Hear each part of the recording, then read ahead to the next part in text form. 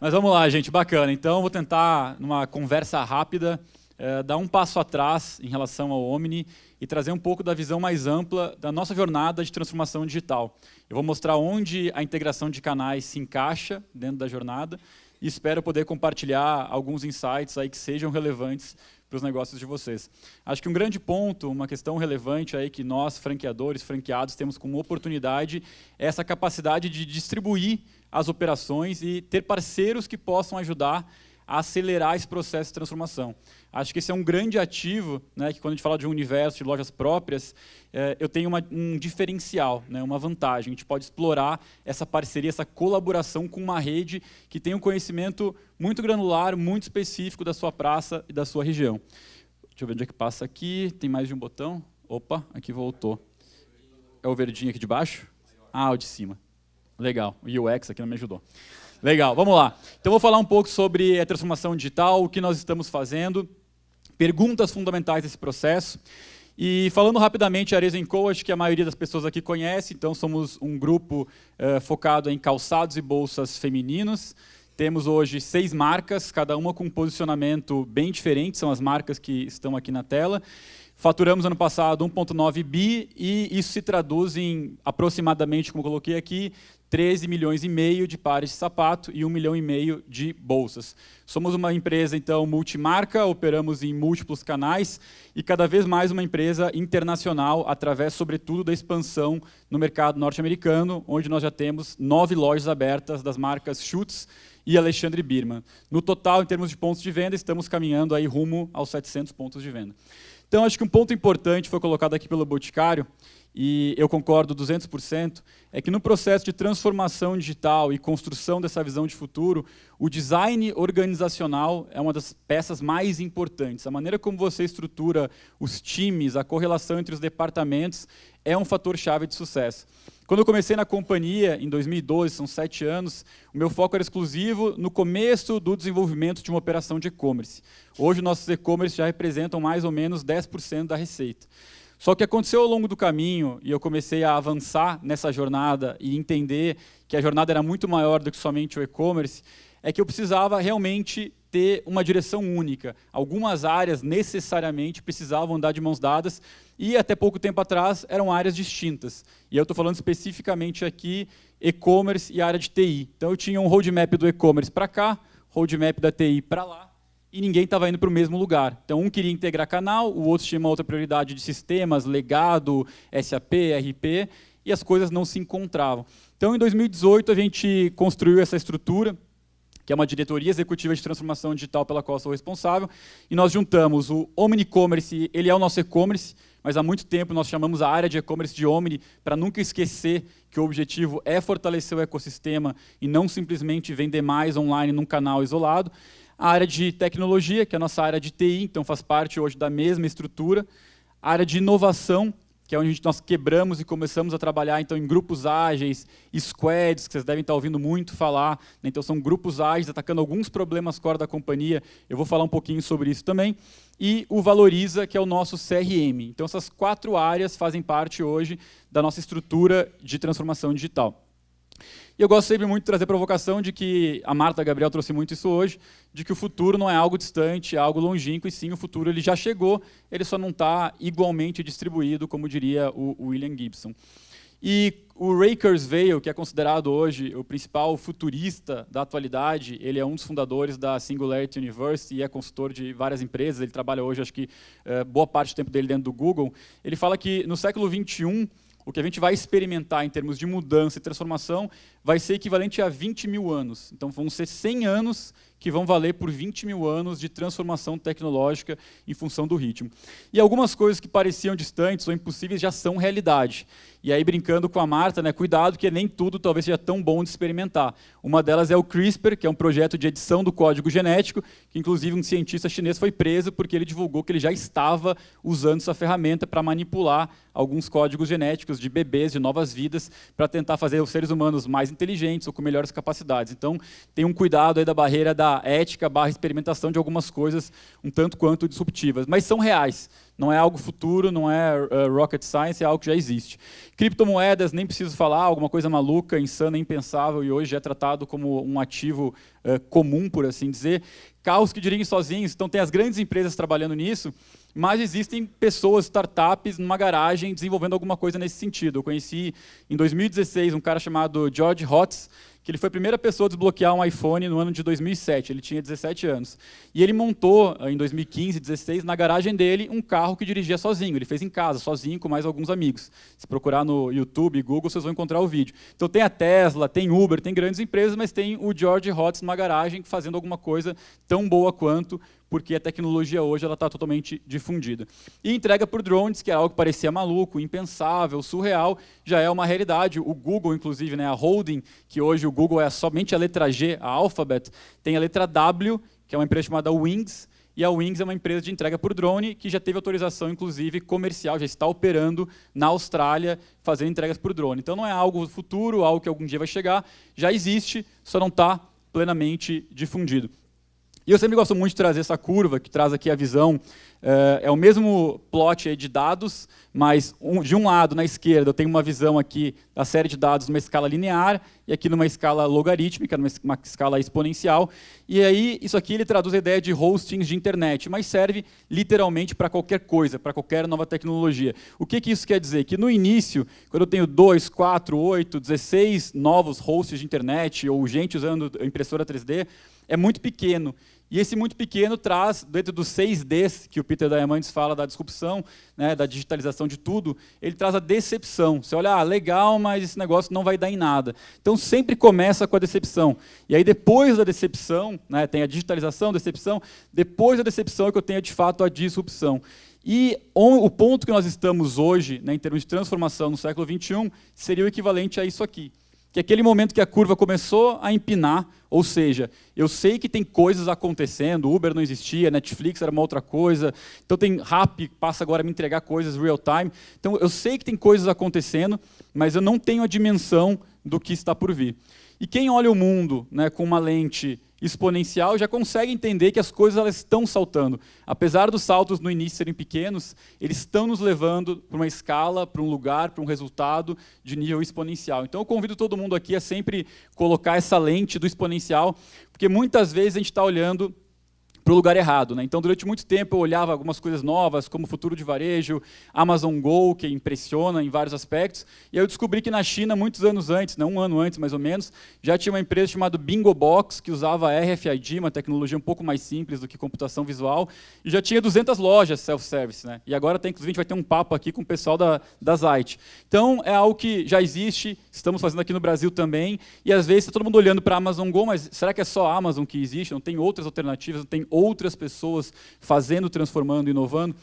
E aí eu entro um pouco nas reflexões que nós fizemos da nossa jornada, e eu fui consolidando ao longo do tempo e aprofundando cada uma delas, que são as 4 perguntas que eu digo que são chave de um processo de transformação digital. A primeira delas é para onde vamos? E aqui é muito importante entender, primeiramente, né, em qual negócio eu estou. Aquela curva que eu mostrei ali, se eventualmente a Kodak lá atrás entendesse que o negócio dela era armazenar momentos, compartilhar momentos, talvez ela tivesse inventado o Instagram e não teria ficado presa a um modelo de negócio de fotografia impressa. Então, para onde nós vamos é a pergunta fundamental, porque se eu preciso me transformar, eu tenho que ter uma causa, um motivo para fazer isso, e casa com o porquê. E o porquê ele é o motivo pelo qual eu preciso me transformar, mas, ao mesmo tempo, é o motivo pelo qual a minha equipe, os colaboradores vão se engajar com a transformação. Se não houver um propósito, não há uma razão de se transformar. Então, é muito importante não só ter o meu depara, mas entender o porquê, qual é a razão da transformação. O terceiro é como vamos, então a gente fala de framework, né? Qual é o modelo de trabalho, são timizagens, são novos departamentos, eu vou montar um corporate VC, eu vou fazer open innovation. Então, tem milhões de formatos possíveis, e aí você precisa entender dentro do seu negócio qual formato que eu vou adotar. E a última, quão rápido, tem relação com apetite. Como a gente fala de transformação, e as pessoas levam tempo para se transformar, a cultura demanda tempo, evidentemente que esse processo leva alguns anos para que ele se materialize ou se torne maduro. Mas o fato é, de acordo com o volume de investimento que for colocado, você pode ter uma jornada mais rápida ou uma jornada mais gradual, né, mais passo a passo.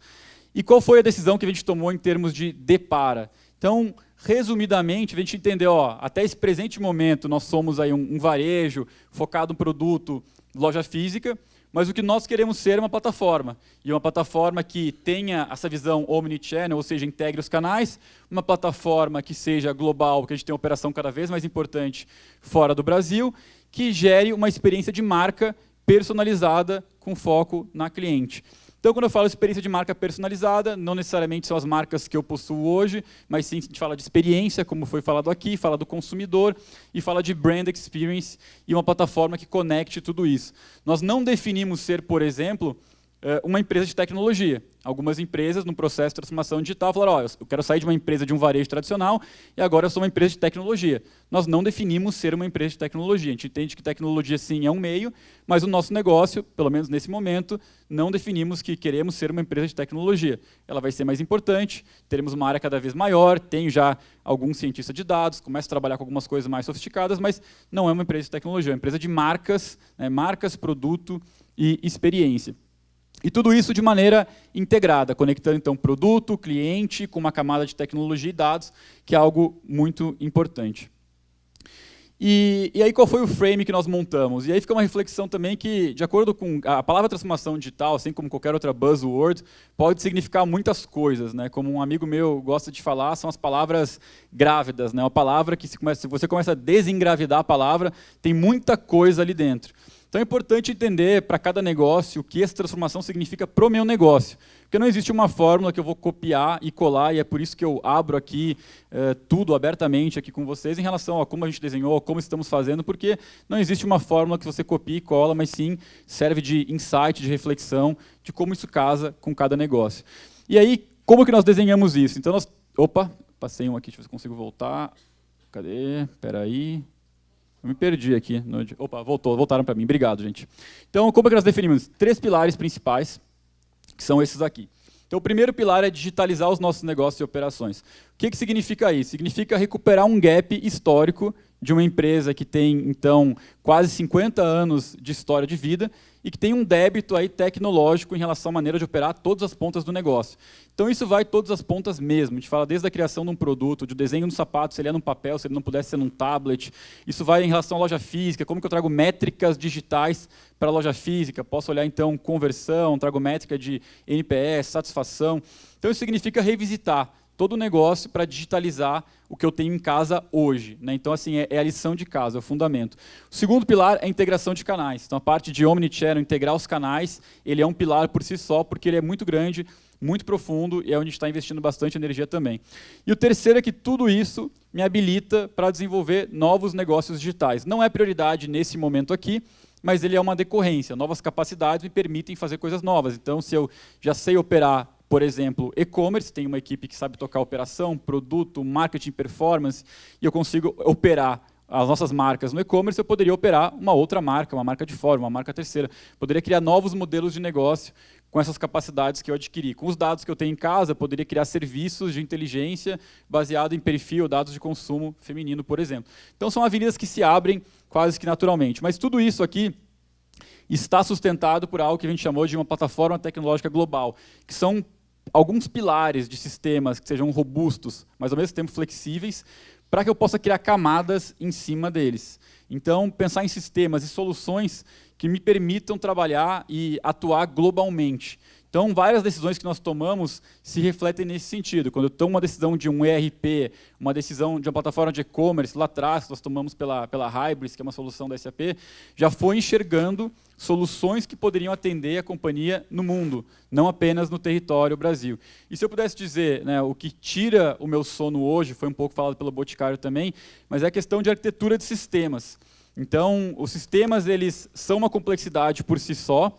Eu preciso trabalhar na simplificação desses sistemas que eu tenho hoje, mas o ponto é, algumas arquiteturas, quando você vai montando elas, é muito difícil você mudar ou fazer alguma coisa nova ali na frente. Então é muito importante, quando pensar em arquitetura, voltar alguns passos para trás, olhar alguns anos para frente, para tomar algumas decisões que permitam, sim, construir as novas camadas e a evolução do negócio em cima dessa arquitetura.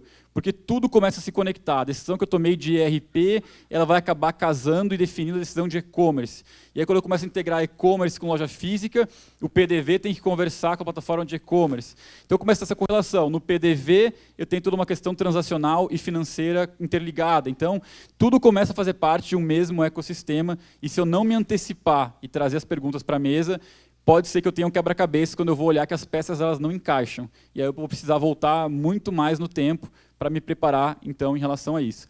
E aí eu vou passar rapidamente aqui o exercício que a gente fez, e que meu tempo está acabando, mas o conceito foi mapear, então, a cadeia de valor, o que acontece antes, então, de eu colocar um produto para venda, aqui o antes, o que acontece durante, que é a venda em si, em todos os canais, B2C, B2B, e o que acontece depois. Em três dinâmicas aqui: cliente, perspectiva produto-marca, perspectiva operação. E para cada um desses quadrantes aqui, desses 9 boxes aqui, a gente tem um objetivo, e a gente entende que atingindo esses objetivos, que eles traduzem em várias iniciativas, a gente vai fazer o nosso depara. Então, para poder sair do estado A para o estado B, a gente tem que cumprir os objetivos que estão aqui.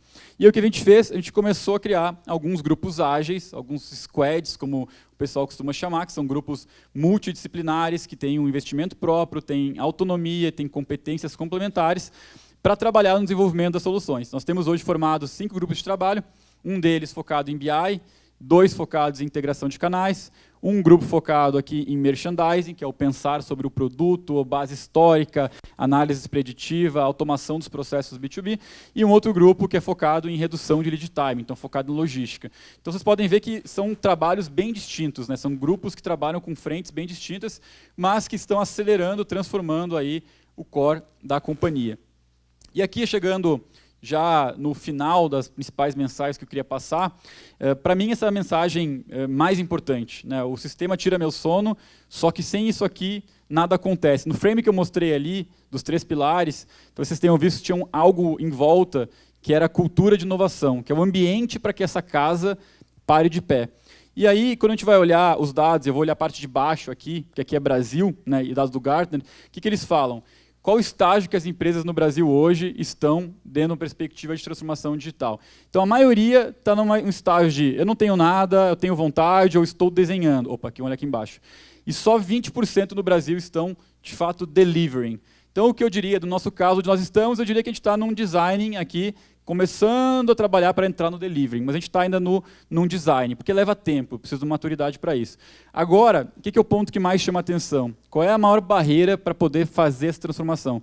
No mundo, é cultura, no Brasil também. No mundo é 46%, no Brasil é 64%. Então, o maior motivo que as empresas não vão conseguir fazer a sua transformação digital é porque elas não conseguirão implementar com êxito a cultura digital na companhia. E aí um grande case nesse sentido, que a gente comentou mais cedo, é a Magazine Luiza, Fred Trajano, a Luiza Helena Trajano, hoje ela é membro do nosso conselho, então ela acabou de entrar no nosso conselho, nada melhor do que aprender com quem já seguiu, já fez, trilhou o caminho, então ela está conosco hoje, e eles têm um trabalho muito grande nesse sentido. Então se aponta, né, se o franqueado, mas mais do que o franqueado, se a vendedora, a gerente do franqueado não embarcar junto, tudo vai para o espaço. E aí isso envolve uma série de trabalhos ali. Uma das coisas que foi comentada agora há pouco é a questão da política de incentivo. Né? Se essa relação nova, né, de players e agentes desse sistema de transformação não tiver uma política de incentivo alinhada, a transformação não acontece. E isso é maior e mais relevante, inclusive, do que questão de recursos, questão de talento, ou até mesmo o compromisso do CEO.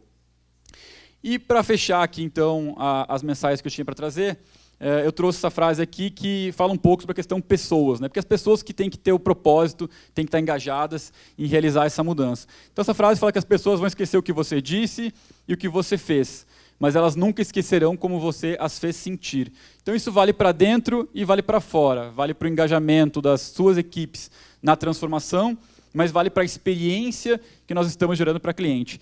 E dentro da nossa área de atendimento, a gente tem muitas histórias assim, né, dentro do nosso saque, e tem histórias incríveis, né, muitas delas acabaram se espalhando, e são histórias memoráveis. Então, desde uma história em que uma cliente não ia receber um produto para o Natal, e o cara que era o nosso líder de Customer Support, ele viajou 500 quilômetros e entregou na mão dela.